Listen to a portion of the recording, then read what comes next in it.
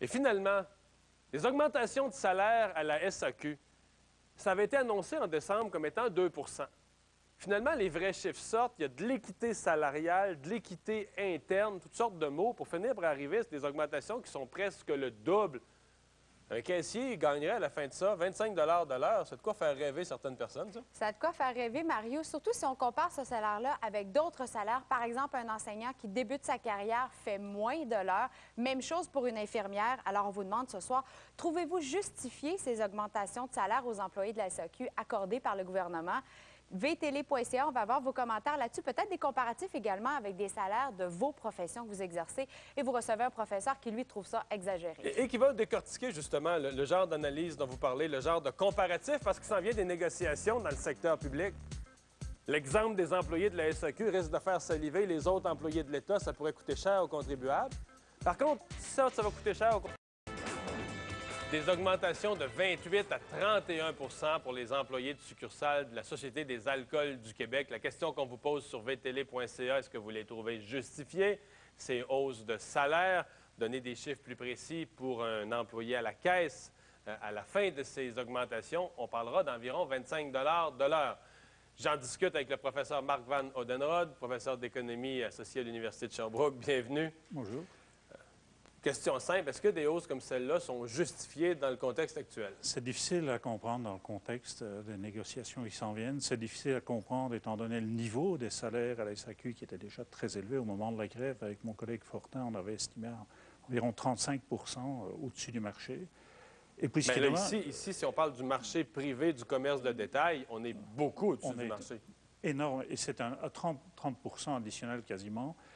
Qu'on justifie par l'équité salariale, qui est un peu dommage, parce que enfin, on peut avoir des avis différents sur l'équité salariale. Je trouve que c'est une bonne mesure, mais ça va certainement augmenter le cynisme de la population par rapport à l'équité salariale. Bien, c'est pas là l'équité salariale, c'est la justification de la SAQ, mais ce qu'on a l'impression, c'est que dans le privé, si on te donne 2 c'est 2 Dans le secteur public, en décembre, la SAQ avait annoncé 2 mais quand on fouille les vrais chiffres, il y a de l'équité salariale, il y a de l'équité interne, il y a toutes sortes de mots qui font que 2 c'est 4 Et puis, il n'y a pas de contrainte sur la SAQ de toute façon. Il n'y a pas de concurrence. Ils ont un monopole.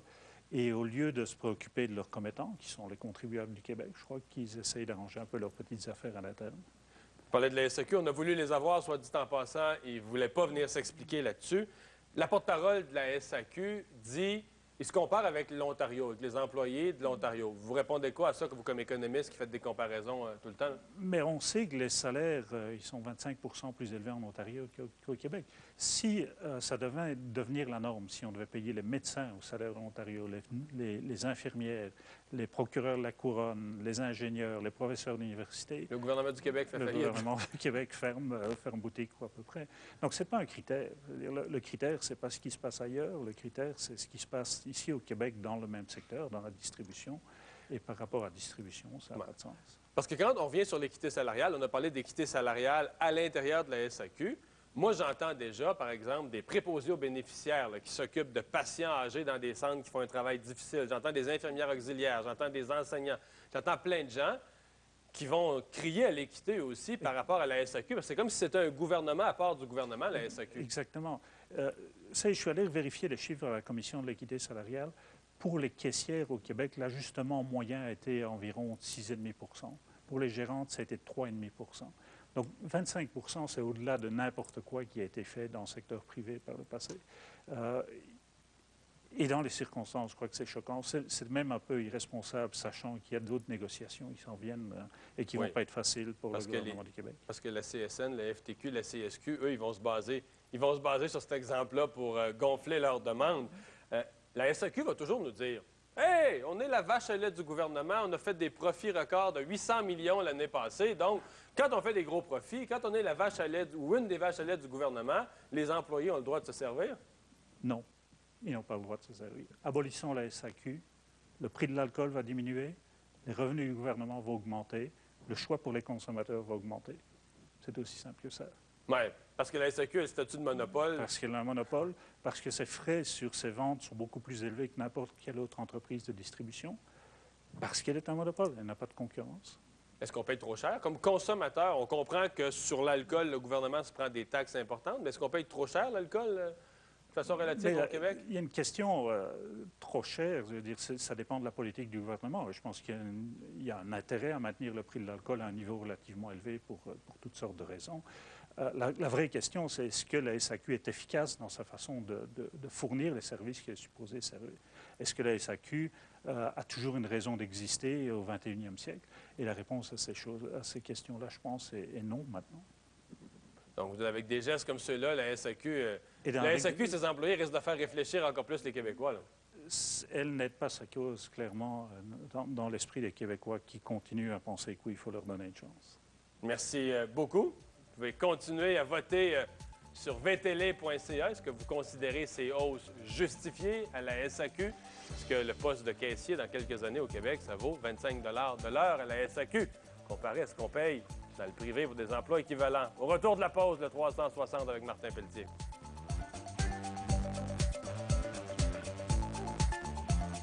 Le 360 revue de l'actualité, je suis avec Martin Pelletier. Bonjour Martin. Combien ça gagne une caissière dans le privé au Québec? C'est toi qui le sais, c'est toi qui es dans le privé. Je suis allé sur le site de Détail Québec, c'est 10,70 si tu es à temps plein. 10,70 même pas la moitié du salaire de 25 de l'heure qu'on va donner aux caissières de la SAQ.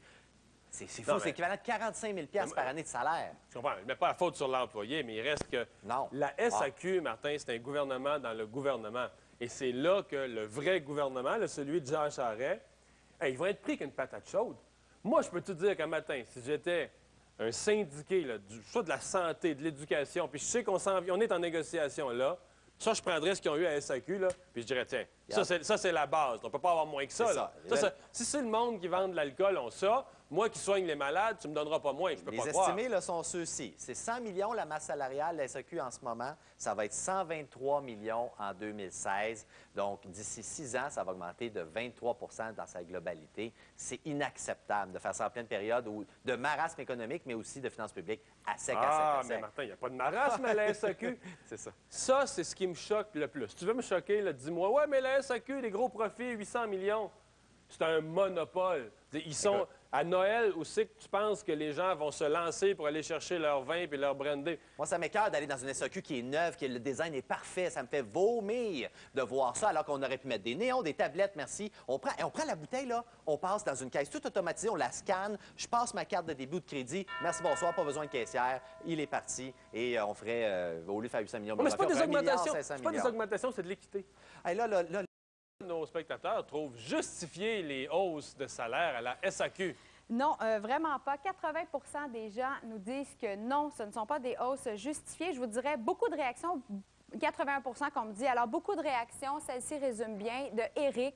Je travaille dans le bois pour Abitibi-Beauwateux, Gérardville, et je pars toute la semaine pour seulement 25 de l'heure.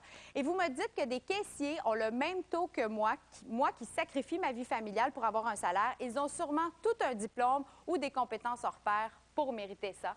Et Éric résume très bien les réactions. Beaucoup de gens très fâchés sur notre site Internet, Mario. Merci, Ève. À demain.